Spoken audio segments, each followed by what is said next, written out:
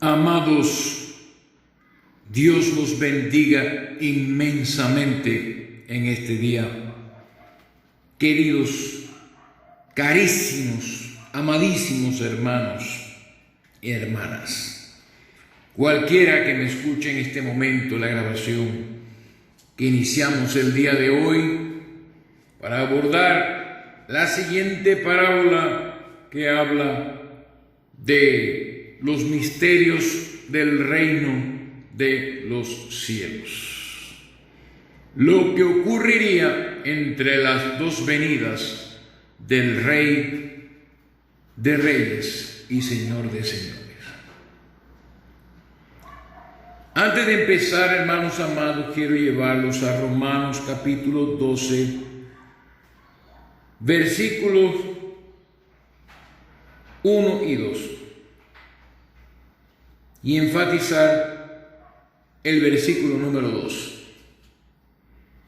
Leo la escritura que dice así: Así que, hermanos, os ruego por las misericordias de Dios que presentéis vuestros cuerpos en sacrificio vivo, santo, agradable a Dios, que es vuestro culto racional.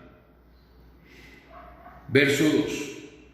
No os conforméis a este siglo, sino transformaos por medio de la renovación de vuestro entendimiento, para que comprobéis cuál sea la buena voluntad de Dios, agradable y perfecta. En el verso 2, cuando dice la palabra no os conforméis a este siglo, en el griego nos quiere decir que no nos ajustemos según el patrón de este siglo, sino por el contrario dice, sino transformaos. En el griego quiere decir transfigurarse. Es algo sobrenatural que hace el Espíritu en nosotros. Transfigurar nuestra forma de comportarnos, de pensar y todo esto. Dice, por medio de la renovación de vuestra mente, dice la versión Rey Jaime y el griego. La renovación de vuestro entendimiento o de vuestra mente o intelecto, para que comprobéis, versión antigua dice, para que experimentéis cuál sea la buena voluntad de Dios. Así que no se trata de comprobar cuál es la voluntad de Dios, sino de experimentarla. ¿Saben ustedes lo que es vivir una experiencia? Pongámoslo sencillo. Hemos visto muchas veces en televisión, en documentales, en el pasado, personas que se lanzan de un avión en paracaídas y comienzan a descender y abren el paracaídas y siguen ahora entonces descendiendo poco a poco hasta que llegan al suelo, a la tierra. Eso lo podemos ver muchas veces y ciertamente lo podemos comprobar de algunas maneras con otros documentales o otras películas, pero experimentarlo es algo muy diferente. Comprobar y experimentar son dos cosas distintas. La versión antigua de 1602 de Casiodoro de Reina habla de experimentar. Entonces, lo que Dios quiere no es que estemos comprobando cuál sea la voluntad de Dios, sino que experimentemos. Porque la experiencia sería que usted se montara en un avión y se pusiera en su espalda un saco con un paracaídas y se lanzara a mucha altura con ese paracaídas para experimentar lo que usted ha visto y ha oído. Escúcheme bien. Para poder experimentar cuál sea la buena voluntad de Dios, agradable y perfecta, que son muchas cosas la voluntad de Dios, tiene que haber una renovación de nuestro entendimiento. Y aquí en el griego y en la versión inglesa antigua del Rey Jaime se traduce la renovación de vuestra mente o intelecto, pero dice vuestra mente. O sea que la renovación de la mente nuestra, que es producto de la transfiguración por el Espíritu de nuestras vidas, separándonos de este siglo, es lo que nos permite experimentar la voluntad de Dios que otros en la antigüedad pudieron experimentar. ¿Por qué traigo esto a colación? Hermanos, porque esto está sucediendo delante de nuestros ojos. Se los digo de todo corazón, con la experiencia que el Señor me ha permitido ver, habiendo experimentado estar en una denominación, habiendo experimentado ser un branhamita, por así decirlo, habiendo experimentado cosas horribles que no son dignas de ser expresadas o no son, o sea, son vergonzosas para ser expresadas, mejor dicho. Jamás he visto lo que estoy viendo en nuestros días, en estos momentos. Vamos a cumplir un año de estar grabando estos mensajes. Y quería traerles esto porque realmente esto es lo que está sucediendo con un puñadito de personas. Han sido separadas de los patrones religiosos y mundanos de este siglo y se están transfigurando. Obra del Espíritu Santo sobrenatural, se están transformando. De manera que hay una obsesión, esta palabra me encanta, que la he leído de parte de un hermano, y la he visto en el resto de las hermanas. Una obsesión por la Biblia, por las Escrituras. ¿Cuándo ustedes han escuchado estas expresiones? Les digo a todos los que escuchan estos mensajes, ¿estás tú sintiendo obsesión por la palabra?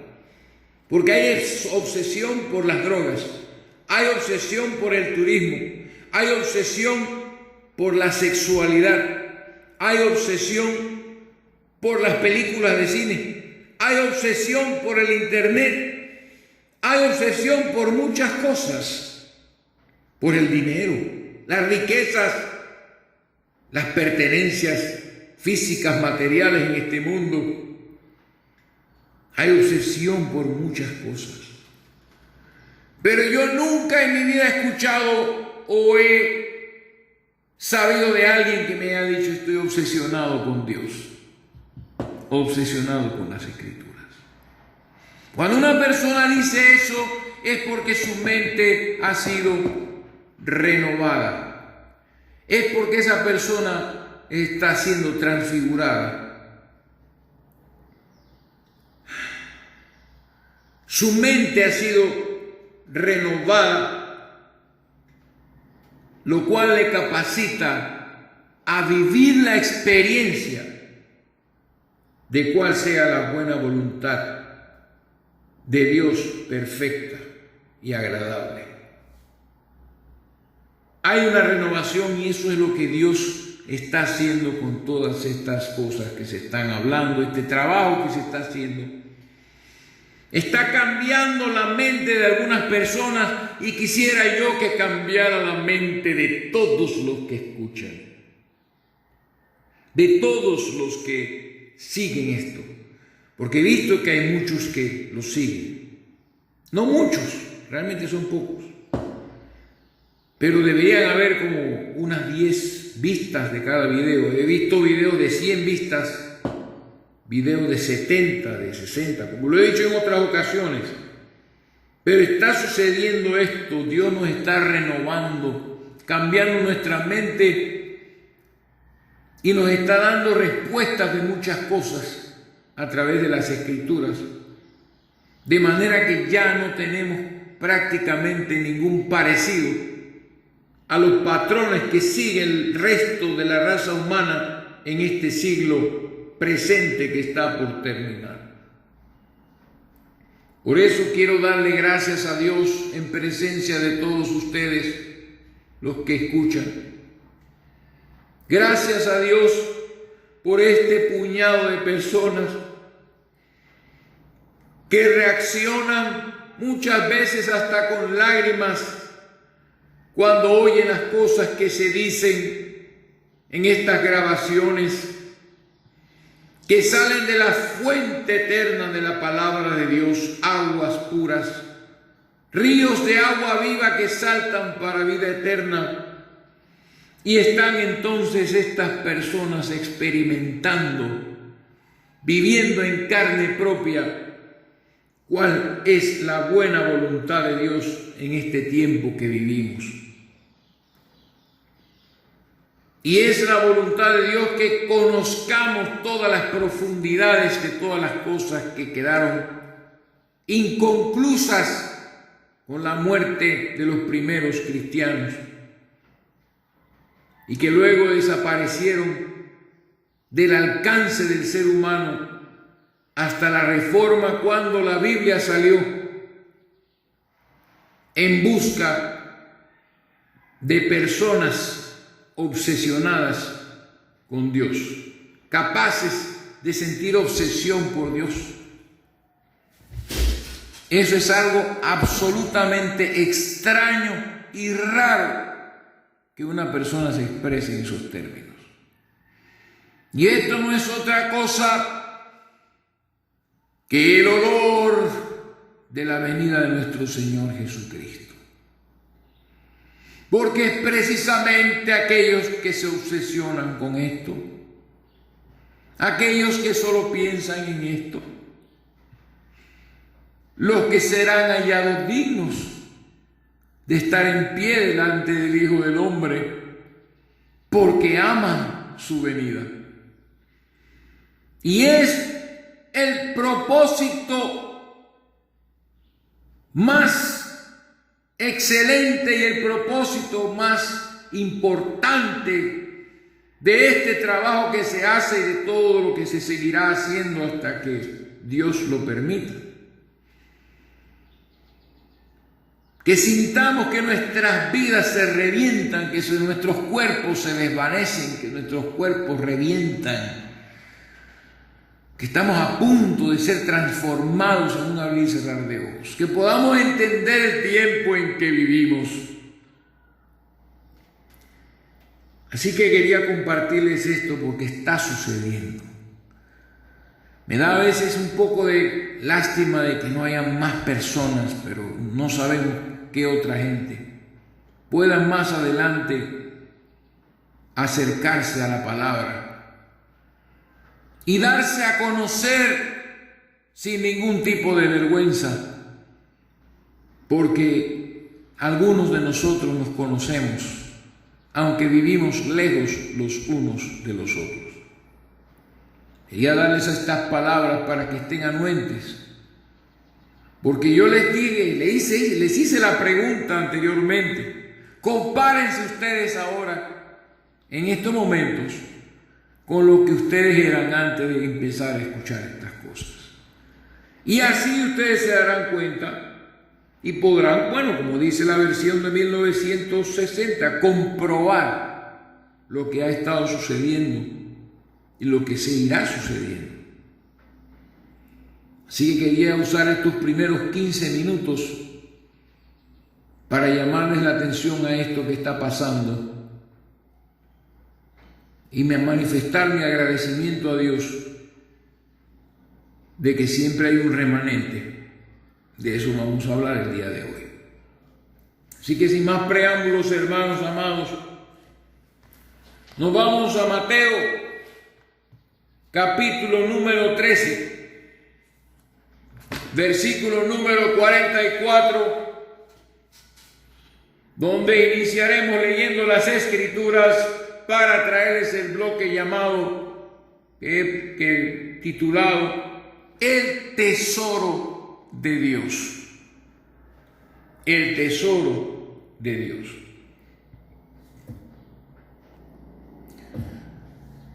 Leamos las Escrituras en el nombre de Jesucristo. Además, de una palabra importante, el Señor acababa de interpretar la parábola del trigo y la cizaña y había dicho que el que tiene oídos para oír, oiga. Y entonces dice la palabra además, dándole continuidad a la conversación. Además, el reino de los cielos es semejante a un tesoro escondido en un campo, el cual un hombre halla y lo esconde de nuevo, y gozoso por ello, es importante, va y vende todo lo que tiene y compra aquel campo. ¿Ok? Ahora leemos Romanos capítulo 11, versículo 1 al 15. Este capítulo de Romanos al final lo vamos a estar estudiando. Hoy vamos a hablar mucho de algo muy importante aquí, de este tesoro. Digo pues, ¿ha desechado Dios a su pueblo? En ninguna manera, porque también yo soy israelita, de la descendencia de Abraham, de la tribu de Benjamín. No ha desechado Dios a su pueblo, al cual desde antes conoció. ¿O no sabéis qué dice de Elías la Escritura? ¿Cómo invoca a Dios contra Israel diciendo: Señor, a tus profetas han dado muerte y tus altares han derribado, y solo yo he quedado y procuran matarme? ¿Pero qué le dice la divina respuesta? Me he reservado 7,000 hombres que no han doblado la rodilla delante de Baal. Así también aún en este tiempo ha quedado un remanente escogido por gracia. Una palabra muy tremenda. Y hoy, hermanos amados, vamos a hablar del tesoro de Dios. ¿Cuál es el tesoro de Dios? ¿Y cuál es este tesoro que habla esta parábola? ¿Y cuál es su interpretación conforme a las Sagradas Escrituras y no conforme a la imaginación de las religiones modernas? Recuerden, hermanos, que las multitudes habían sido despedidas conforme al versículo 36. y él se había quedado con sus discípulos a solas, y por ende su tono cambió y ya no habló más de Satanás, ni habló más de aves, cosas como esta, ni de mala semilla o cizaña, ni de todo lo que hemos estado hablando, levadura, ni nada de esto. Aquellas gentes que escuchaban habían sido despedidas, ya habían ido rumbo a sus hogares y se quedó Jesús con sus discípulos. Y después de interpretarle la parábola del trigo y la cizaña que ya nosotros estudiamos, les dio esta parábola que acabamos de leer, donde compara el reino de los cielos semejante a un tesoro escondido en un campo. Entonces, quiero comenzar diciendo que vamos a estudiar, conforme a lo que hemos leído, cuál es la parte de Israel en el reino en este tiempo. ¿Cuál es el lugar que ocupa Israel? Y es algo impresionante cómo nosotros, siendo gentiles y paganos, vamos a aprender acerca de Israel el día de hoy y hablar muchas cosas acerca de esa nación, no siendo nosotros de esa nación. Pero vamos a entender la razón por la cual esa nación existe todavía y la razón por la cual Dios quiso levantarla. Es hora de hablar de la importancia y el extremo valor de Israel como nación ante los ojos de Dios. Cuando Dios ve a los israelitas, ¿qué siente Él en su corazón? Vamos a hablar de eso. El valor extremo que tiene. Importante, hermano amado. Y de eso se trata lo que vamos a hablar. Pero antes de empezar a interpretar esta parábola y a traer las escrituras que les tengo, que son muchas, por cierto, porque prácticamente toda la Biblia es Israel. Si comparamos lo que se habla de Israel y lo que se habla de la iglesia, nos damos cuenta de que hay mucho más de Israel que de la iglesia. Por eso es menester que el día de hoy estudiemos algunos aspectos importantes y gloriosos de este tesoro precioso que Dios tiene en este mundo, y de cómo esta parábola es altamente y exactamente interpretada por las Escrituras, sin necesidad de la intervención de la imaginación del hombre. Porque hay quienes interpretan mal esta parábola y cometen el error de enseñar de que esto significa que Cristo es el tesoro y el buscador del tesoro es el pecado.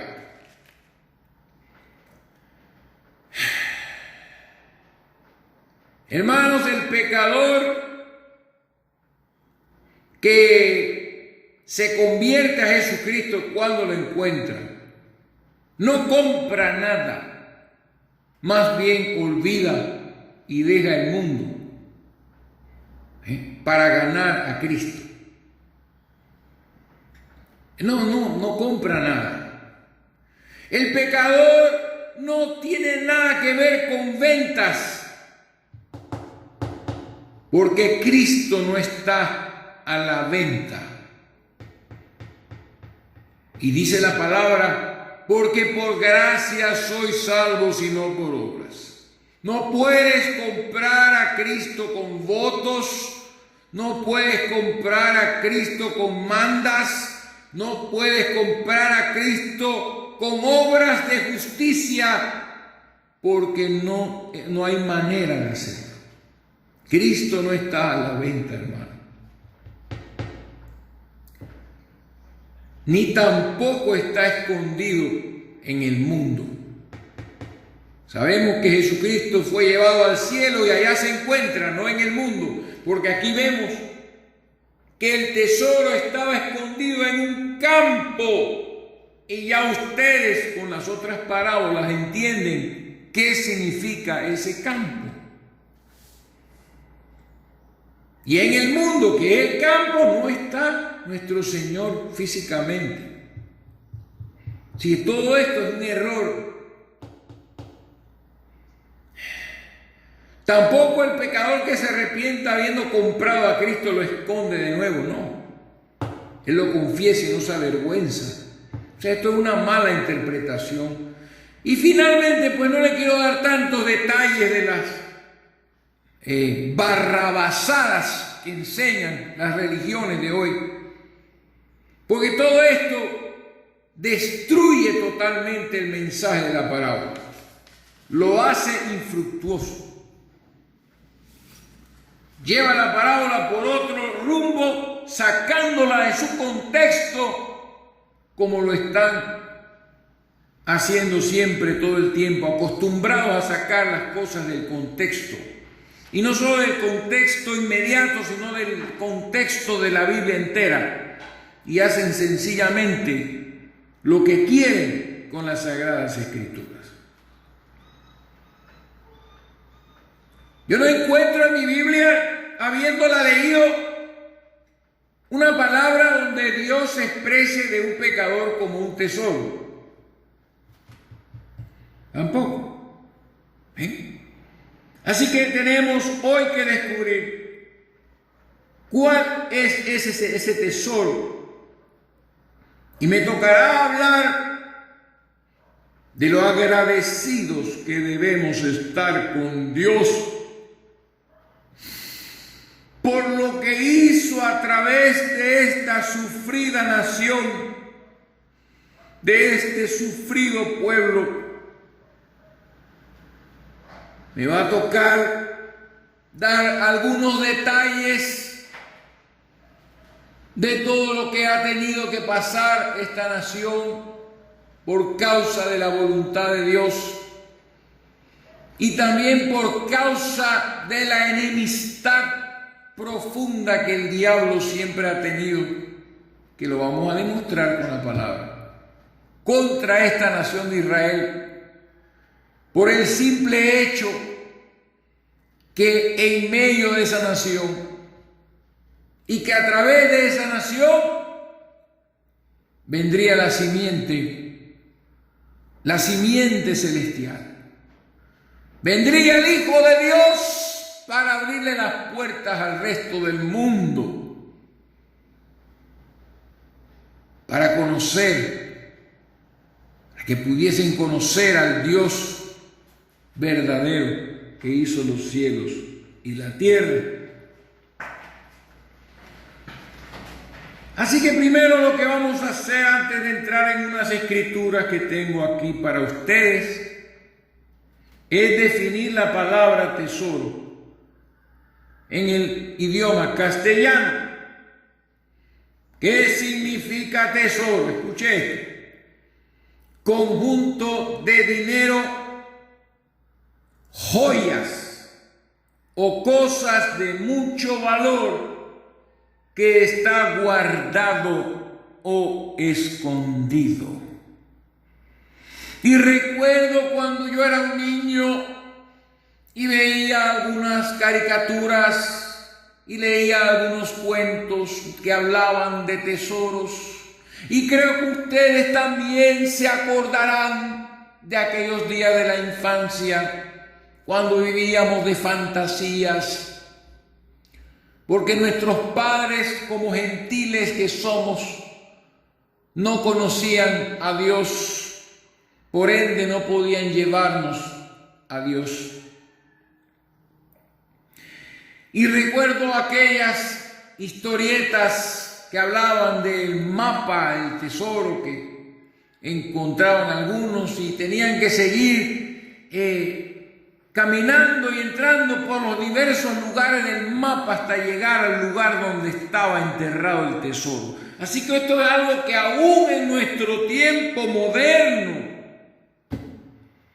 encontramos, que un tesoro normalmente, según lo que hemos visto en estas caricaturas e historias, encontramos que estos tesoros eran escondidos en alguna parte de una isla, en un campo, enterrados bajo tierra. ¿Lo ven, hermanos? Así que normalmente los tesoros son encontrados en un cofre que está lleno de joyas, de oro, de perlas, joyas costosas y preciosas y muchas cosas que pueden sacarse del tesoro y volverse a guardar y cerrar el cofre de nuevo. Así que eso es lo que significa tesoro en español. En el griego,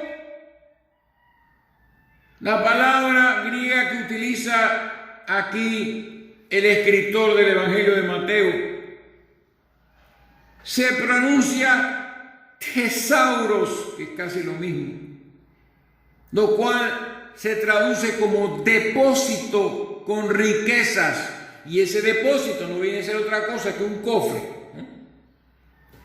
pero no puede ser tampoco un cofre, puede ser también un cuarto o una cámara en algún lugar donde hay riquezas. Por eso hablamos, en el Antiguo Testamento leemos, mejor dicho, que se habla del depósito, del tesoro de la casa de Jehová, donde se metían riquezas allí y cosas consagradas fueron metidas allí por el rey David. Y en el hebreo, que es el otro idioma en el cual se escribe la Biblia, son tres. El arameo también está ahí en algunas partes, pero más que todo es hebreo y griego. En el hebreo es la palabra segulah, que significa riquezas, joyas, tesoro peculiar. Interesante. Peculiar en español significa algo no ordinario ni usual, sino algo extraño y raro. Por eso dice la Escritura que la palabra de la cruz es locura, insensatez, tontería para los que se pierden. Porque es algo extremadamente raro para la mente moderna y para la mente estudiosa, la forma en que Dios ha decidido salvar el mundo, comprar el mundo, mejor dicho, salvar a los creyentes completamente por estas tonterías que ellos dicen que nosotros decimos. Así que, hermanos, esas son las definiciones de tesoro. Realmente es algo inusual y no ordinario. El Antiguo Testamento está lleno de cosas raras, de cosas increíbles para la mente humana moderna. Cosas que Dios podría volver a hacer, pero no las ha estado haciendo como en aquellos tiempos. Eso debe tener su razón y es posible que lo vamos a descubrir pronto cuando leamos los 7 sellos del Apocalipsis en su momento. Entonces quiere decir que este tesoro es algo muy valioso, peculiar, es algo raro, no ordinario. Y es que las cosas que hacían los antiguos israelitas, los antiguos escogidos de Dios, eran extrañas, raras e incomprensibles, y ni ellos mismos sabían que con sus hechos anunciaban muchas cosas venideras miles de años después. No sabían que los acontecimientos y muchas veces sufrimientos que ellos tenían estaban conectados con los planes de Dios de aparecer en esta tierra en la forma de un hombre, manifestándose en carne y haciendo entonces con esto tropezar tanto a judíos como a gentiles. Así que lo primero que vamos a hacer, hermanos amados, es leer las enormes palabras de Dios refiriéndose a Israel como su tesoro en este mundo. Oh hermano, y espero que el Espíritu le transfiera lo que siento yo cuando me recuerdo lo que he leído acerca de esta nación, de este pueblo. Como hierve mi corazón cuando me acuerdo de las cosas que hicieron y de las cosas que sufrieron, para que usted y yo en el día de hoy podamos estar escuchando estas palabras y podamos decir: la sangre de Jesucristo nos limpia de todo pecado. Comenzando a leer las Escrituras, empezamos leyendo Éxodo capítulo 19, verso 5, para empezar a probar por la santa palabra de Dios que ciertamente el tesoro del cual se habla en Mateo capítulo 13, verso 44, en esa parábola leída ya, no es otro que el pueblo de Israel, tesoro de Dios. Un cofre de Dios lleno de riquezas inescrutables, de anuncios de cosas gloriosas que aún están por suceder. Todo estaba en ese tesoro, en ese cofre. Éxodo capítulo 19, versículo número 5. Y dice la palabra de Dios, comenzando desde el verso 4, hablando de los profetas como águilas. Dice la palabra de Dios: vosotros visteis lo que hice a los egipcios, cómo os tomé sobre alas de águilas y os he traído a mí. Ahora pues, si diereis oído a mi voz y guardareis mi pacto, vosotros seréis mi especial tesoro sobre todos los pueblos, porque mía es toda la tierra. ¡Qué palabras más hermosas! Vosotros seréis mi especial tesoro. Ya dijimos esa palabra griega que significa, hebrea, perdón, seguraj. Porque mía es toda la tierra, sobre todos los pueblos, sobre toda la humanidad, sobre toda la masa de gente que poblaría el mundo.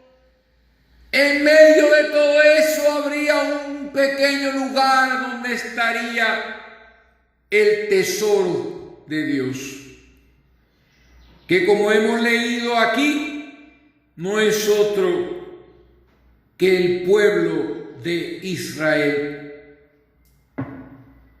¿Lo ven?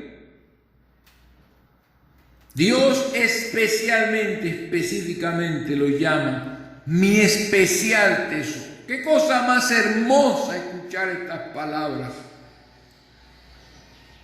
de parte de Dios. Leemos Deuteronomio capítulo 7.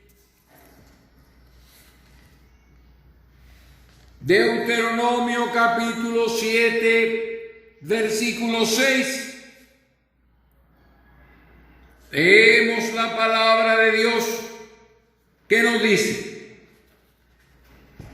porque tú eres pueblo santo para Jehová.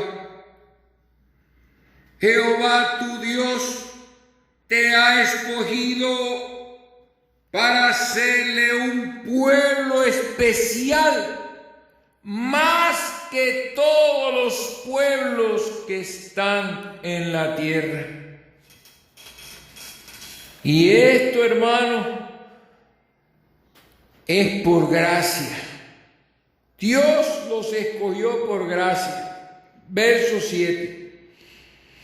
No por ser vosotros más que todos los pueblos os ha querido Jehová y os ha escogido.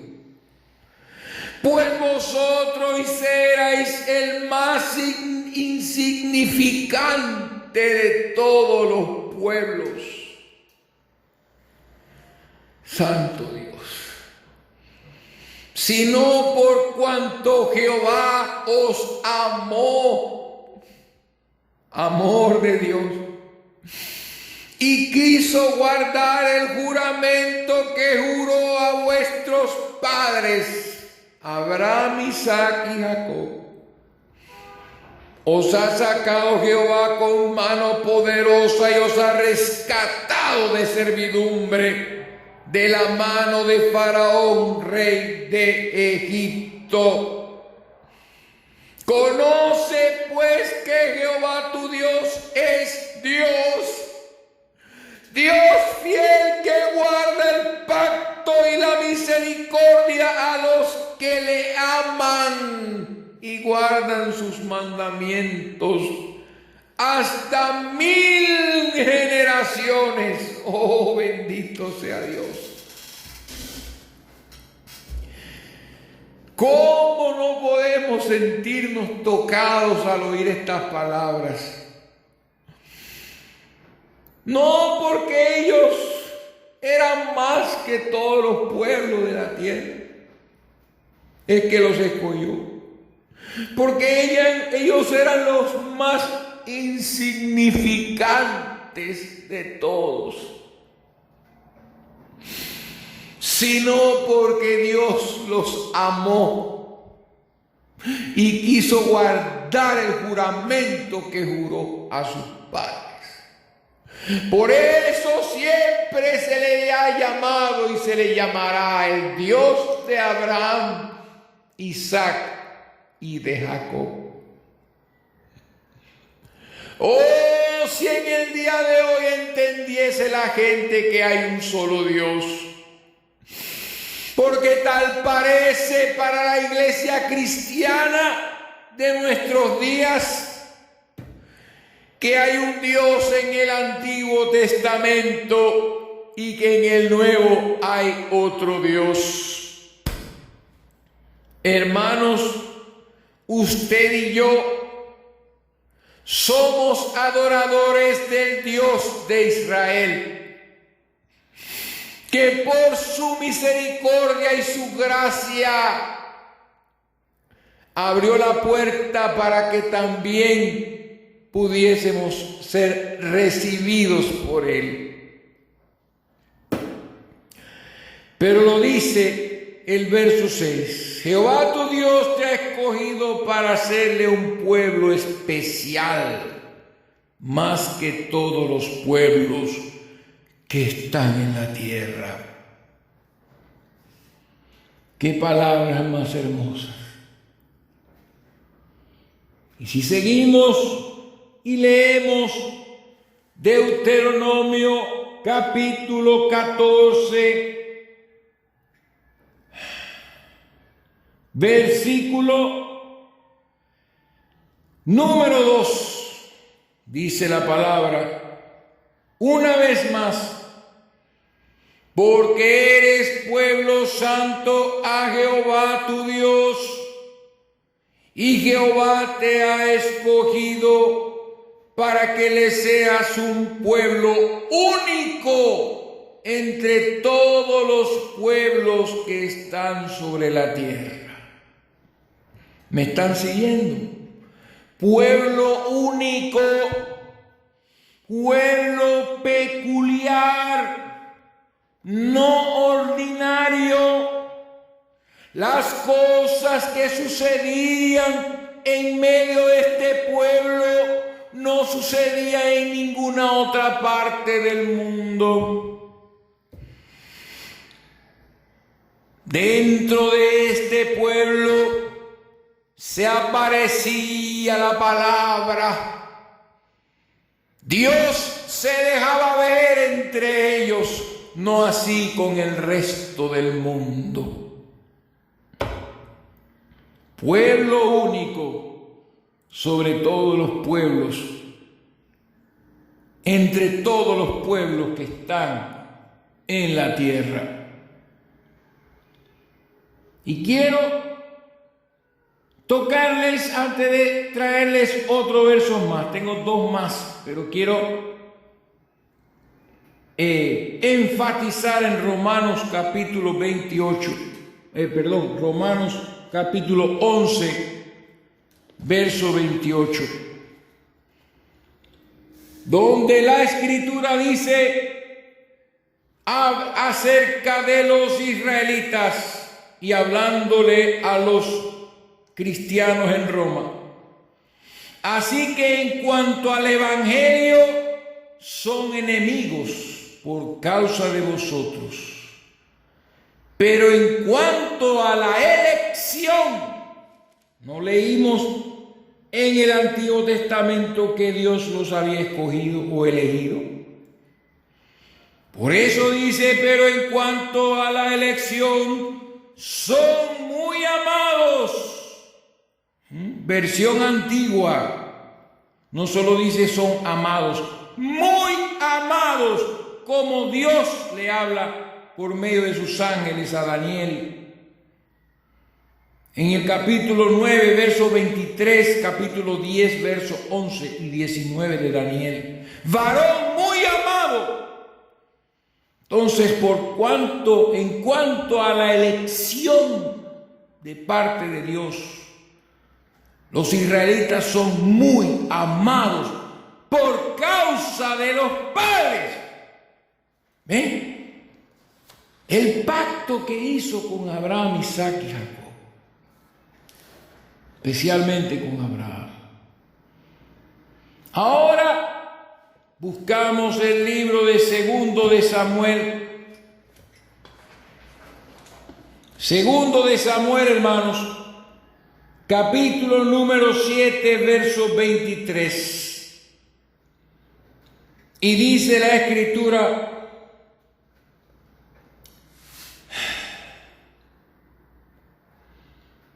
capítulo 7, segundo de Samuel, 7:23. Dice la palabra: por tanto, tú te has engrandecido, Jehová Dios, por cuanto no hay como tú, ni hay Dios fuera de ti, conforme a todo lo que hemos oído con nuestros oídos. Ese es el verso 22. Y dice: ¿quién como tu pueblo, como Israel, nación singular en la tierra? Porque fue Dios en persona para rescatarlo por pueblo suyo y para ponerle nombre y para hacer grandezas a su favor y obras terribles a tu tierra. Por amor de tu pueblo que rescataste para ti de Egipto, de las naciones y de sus dioses. Porque tú tú estableciste a tu pueblo Israel por pueblo tuyo para siempre, y tú, Jehová, fuiste a ellos por Dios. Oh, bendito Dios.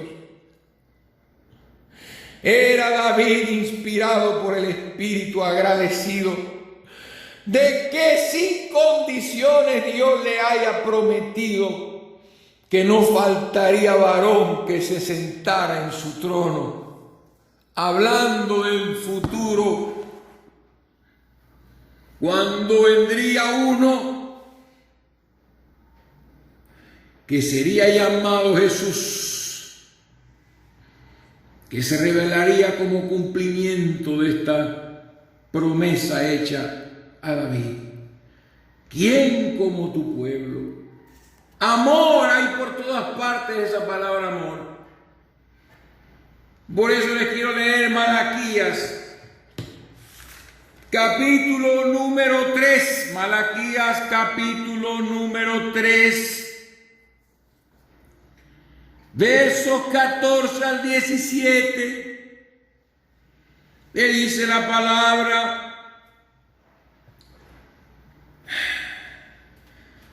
hablando de los israelitas en aquel tiempo, que decían,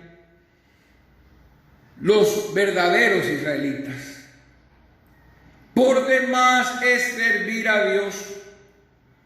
¿Qué aprovecha que guardemos su ley y que andemos afligidos en presencia de Jehová de los ejércitos? Decimos pues ahora: bienaventurados son los soberbios y los que hacen impiedad. No solo son prosperados, sino que tentaron a Dios y escaparon. Así se sentía el pueblo en ese entonces. Entonces, los que temían a Jehová hablaron cada uno a su compañero, los que temían a Jehová. Y Jehová escuchó y oyó, y fue escrito libro de memoria delante de él para los que temen a Jehová y para los que piensan en su nombre. Los que todo el tiempo piensan en él. Los que están obsesionados con él. Y dice el verso 17: y serán para mí especial tesoro, ha dicho Jehová de los ejércitos, en el día en que yo actúe, y los perdonaré como el hombre que perdona a su hijo que le sirve. Y serán para mí especial tesoro. ¿Lo ven, hermanos amados? Un tesoro muy especial. Gloria a Dios. Con estas escrituras que hemos compartido, hemos demostrado en las Sagradas Escrituras que el tesoro mencionado en la parábola que leímos en Mateo 13:44 no es otro que la nación de Israel, el pueblo de Dios. Y vamos a entender más profundamente esto a medida que vamos avanzando. Y quiero agarrar esta palabra amor y definirla, porque Dios los vio a ellos con ojos de amor. Y lo hemos leído ya donde dice: Dios te amó, y siempre lo hará. Malaquías capítulo 1, profecía de la palabra de Jehová, versículo 1, contra Israel, porque estaban siempre rebeldes. por medio de Malaquías. Y dice: yo os he amado, dice Jehová, y dijiste: ¿en qué nos amaste? ¿No era Esaú hermano de Jacob, dice Jehová?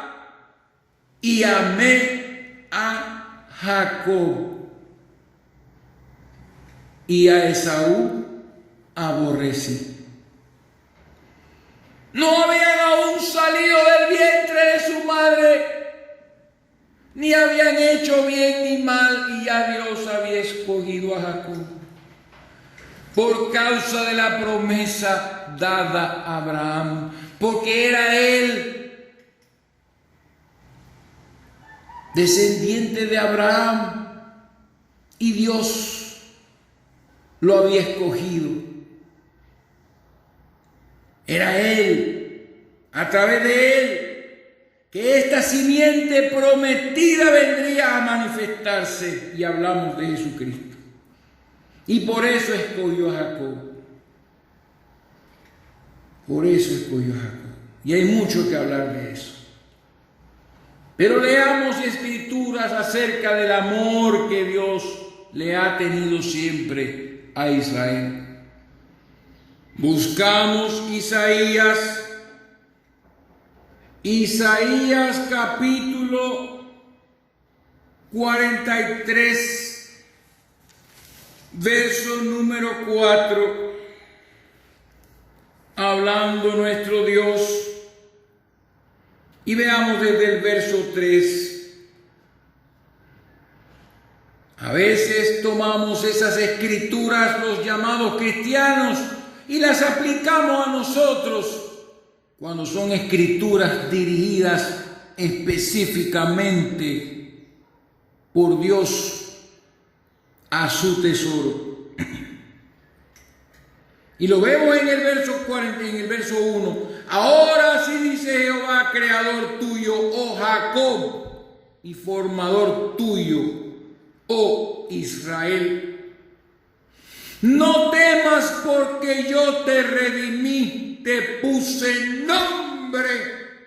Allá en Peniel, Dios se manifestó visiblemente en la lucha con Jacob y le cambió el nombre por Israel. Mío eres tú. Cuando pases por las aguas, yo estaré contigo. Y si por los ríos, no te anegarán. Cuando pases por el fuego, no te quemarás, ni la llama arderá en ti. ¿Lo ven? Muchos agarran esta escritura y se la aplican y se la comienzan a mandar a sus contactos y a regalarlas por ahí, a aplicárselas a los cristianos. Estas palabras son para Israel. Verso 3. Porque yo, Jehová, Dios tuyo, el Santo de Israel, soy tu Salvador. A Egipto he dado por tu rescate, a Etiopía y a Seba por ti. Porque a mis ojos, ustedes van a saber por qué. Porque a mis ojos fuiste de gran estima, fuiste honorable y yo te amé. Por eso pues, daré pues hombres por ti y naciones por tu vida. Oh, bendito sea el nombre del Señor. Yo puedo seguir leyendo, esto es un capítulo muy hermoso. A mis ojos fuiste de gran estima, fuiste honorable y yo te amé. El Santo de Israel hablándole a su tesoro. Dios los amaba, hermano, Dios los amó y lo ha demostrado. La nación en sí misma ha cometido suficientes pecados como para ser destruida para siempre y borrada debajo del cielo, porque aún mataron al Mesías que Dios les envió. Ese fue el mayor pecado y la mayor transgresión que cometió esta nación. Mas sin embargo, Dios escuchó la oración del Hijo de Dios mientras agonizaba y decía: Padre, perdónalos porque no saben lo que hacen. Y Dios los perdonó, los azotó en gran manera y los ha azotado como ninguna otra nación. Y bien, vamos a ver de qué manera esto ha sucedido. Pero están allí todavía, están allí porque Dios los amó. Bendito sea Dios. Leemos Oseas capítulo número 11, versículo 1, versículo profético. Y dice la palabra: cuando Israel era muchacho, yo lo amé, y de Egipto llamé a mi hijo. Y para que esto se cumpliese fue José y María llevando a Jesús a Egipto también en los tiempos de su nacimiento, para que el significado espiritual de esta palabra se cumpliera. Pero esto fue dicho a Israel, dice: cuando Israel era muchacho, yo lo amé. El amor por causa de los padres y del juramento dado a Abraham, Dios siempre los amó. A pesar de su rebeldía y de su dura cerviz, Dios los amó. Y los sigue amando y siempre lo hará. Deuteronomio capítulo 4, verso 37. Dice la palabra del Señor. Vámonos para atrás. Verso 35 al 37.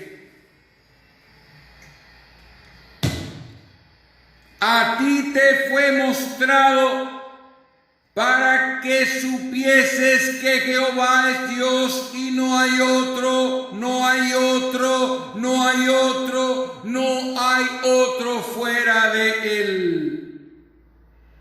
Desde los cielos te hizo oír su voz para enseñarte, y sobre la tierra te mostró su gran fuego, y has oído sus palabras de en medio del fuego. Y aquí está la confirmación. Por cuanto él amó a tus padres, escogió a su descendencia después de ellos y te sacó de Egipto con su presencia y con su gran poder. Bendito sea el Señor. Deuteronomio capítulo 44.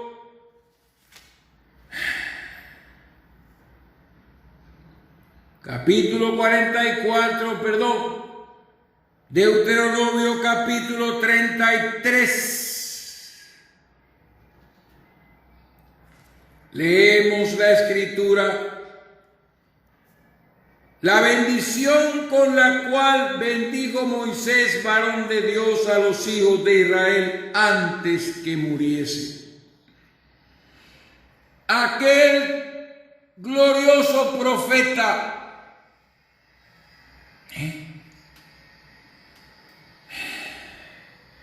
Moisés, varón de Dios, antes de su muerte les dice esto. Verso 2. Vino, dice Jehová, vino de Sinaí y de Seir les esclareció, resplandeció desde el monte de Parán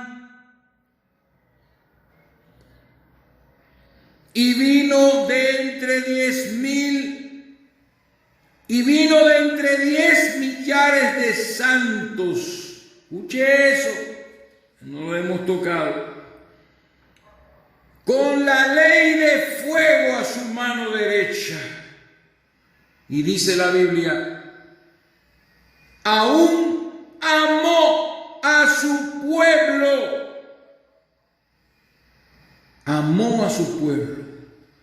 Todos los congregados a él estaban en su mano. Por tanto, ellos siguieron en tus pasos, recibiendo dirección de ti. Aún amó a su pueblo. ¿Lo ven, hermanos? Amor. Él los amaba. Éxodo capítulo 18, versículo 8, dice la Escritura: y Moisés contó a su suegro todas las cosas que Jehová había hecho a Faraón y a los egipcios por amor de Israel, y todo el trabajo que habían pasado en el camino y cómo los había librado Jehová. Por amor a Israel. Lo que les estoy demostrando es que Dios los amó y siempre los amará por causa de sus padres y de lo que representa a Israel delante de los ojos de Dios. Jeremías capítulo 31. Vamos a buscar la Escritura. Dice la palabra, capítulo 31, verso 3. Jehová se manifestó a mí hace mucho tiempo diciendo: con amor eterno te he amado, por tanto te prolongué mi misericordia. Revelando así, hermanos, que el amor con que Dios ama a Israel es eterno. No tiene principio, porque siempre estuvo en la mente de Dios llamar a ese insecto en medio de todo un mundo pagano llamado Abraham y sacar de sus lomos la nación que conocemos como Israel.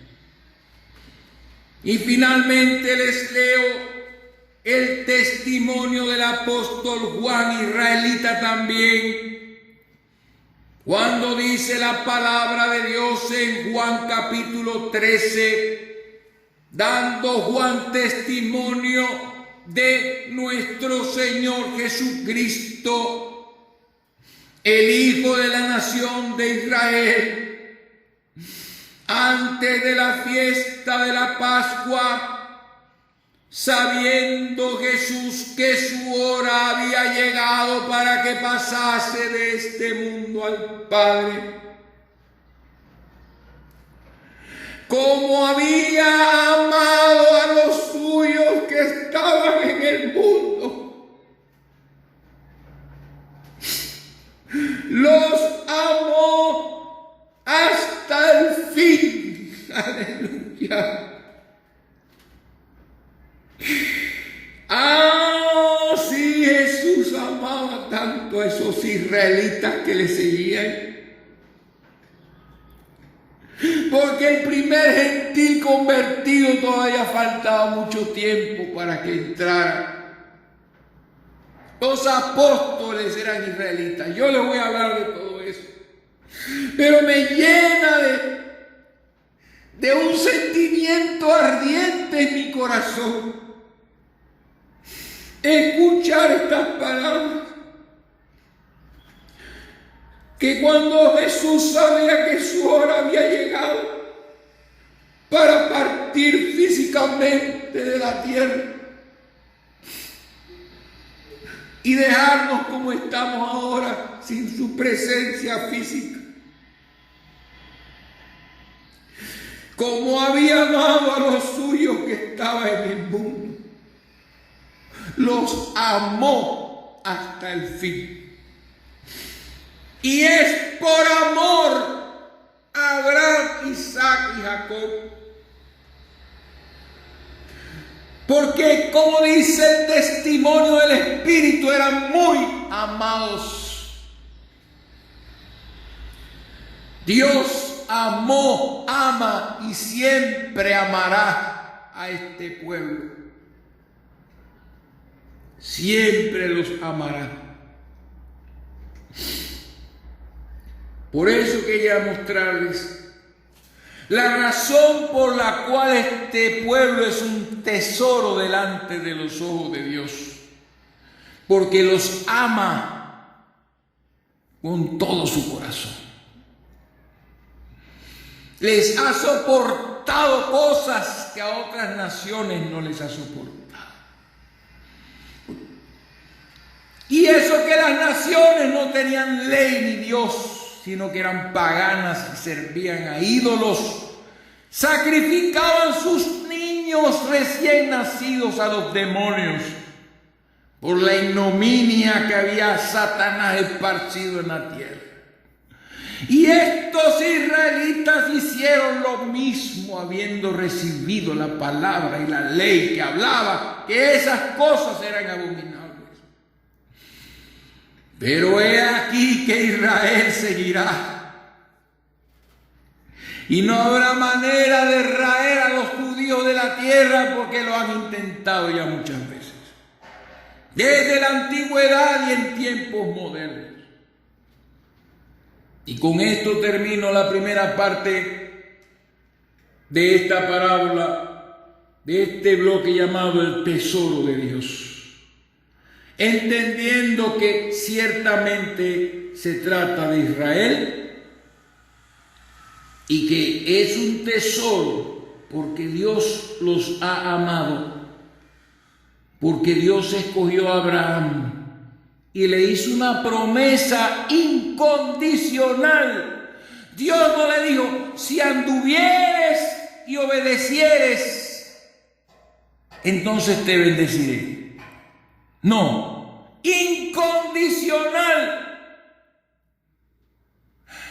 Multiplicaré tu descendencia como las estrellas del cielo, y en tu simiente serán benditas todas las naciones de la tierra. Bendito sea Dios. El propósito de la escogencia de Israel. Así que vamos a pasar a la tercera fase para entender por qué Israel es un tesoro y ha sido un tesoro para nosotros. Y nos daremos cuenta por qué el diablo siempre trata de apartar nuestros ojos del Antiguo Testamento. Porque esa parte de la Biblia es la que da testimonio de todo lo que Dios haría y de cosas que aún no han sucedido. En la siguiente parte entraremos en ese tema, hermanos amados.